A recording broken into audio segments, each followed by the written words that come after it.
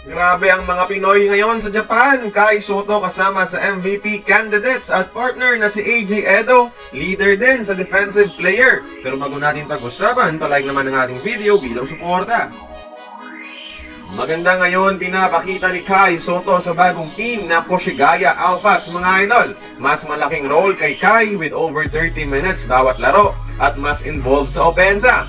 Ngayon, kinalkula natin ang statistical points ng top 25 D-League players ngayon para i-determine kung sino ang nangunguna sa MVP race. At heto ang resulta. Una, si DJ Newbill with 65.85 statistical points. Sunod si Scott Eatherton ng Nagoya with 65.83. Pangatlo si Kerry Blackshear ng Hiroshima with 63.81. Next si Shiga Bigman Brock Motom with 62.88. At panglima si Kai Sotto ng Koshigaya na may 61.27 statistical points. Grabe! Early in the season, top 5 sa MVP race na kaagad ang ating Wonder Boy. Mga 4 na puntos lang din ang agwat sa number 1 na si Newbill.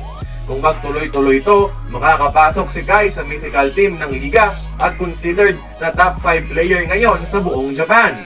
Hindi ito hype mga idol ha, objective approach po ito at numbers na mismo ang nagpapatunay na grabe ang improvement ni Kai ngayon. Maaari nyo itong maging ticket sa mga NBA mga idol gaya na lamang ni Yuki Kawamura.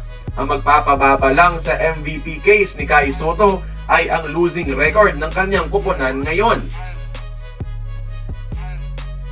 At heto pa, partner na si AJ Edo nangunguna rin sa Defensive Player of the Year. Kasalukuyang league leader ngayon si Edo sa blocks category with 2 blocks per game. Isama mo na dyan ang 6.4 rebounds at 7.7 points bawat laro. Si Dwight Ramos nga pumapangalawa sa leaderboards na may 1.5 blocks per game.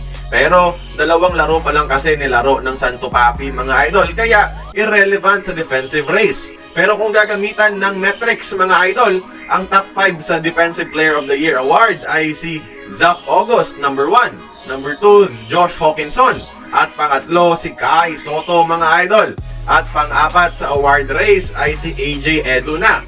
Lamang kasi sa rebound si Kai Sotto na basihan din sa award.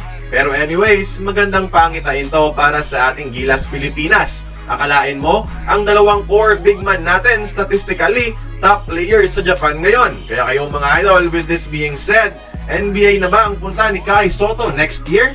Join the conversation, magkomento lamang sa ibaba. Kung nagustuhan mo ang ating video, please like, share, and subscribe. I-follow mo na rin ang ating social media platforms for more exclusive sports content. Until then, this has been Courtside Buckets. See you on the next one.